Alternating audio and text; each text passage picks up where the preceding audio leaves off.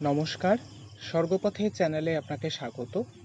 আগামীকাল ৯ই সেপ্টেম্বর সোমবার ভাদ্র মাসের শুক্লপক্ষের ষষ্ঠী তিথি, যা চাপড়া ষষ্ঠী বা মন্থন ষষ্ঠী নামে পরিচিত।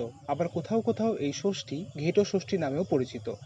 যেহেতু এই ষষ্ঠী পুজো পুকুরের ঘাটে করা হয়, মায়েরা তাদের সন্তান সন্ততির মঙ্গল কামনার্থে এই ষষ্ঠী ব্রত পালন করে থাকেন। এই ব্রতের যে উপাচারগুলি দরকার লাগে সেগুলো বিভিন্ন জায়গায় বিভিন্ন রকম হয়ে থাকে। তবে সাধারণত যে উপকরণগুলি লাগে সেগুলি হলো কাঁঠালি কলা, পিটুলি, খোল বা এঁটে। এছাড়াও এই ষষ্ঠী পুজোতে আতা দেওয়ার প্রচলন দেখি। সবে ধরেছে এমন ঝিঙে, এরকম শশা ইত্যাদি।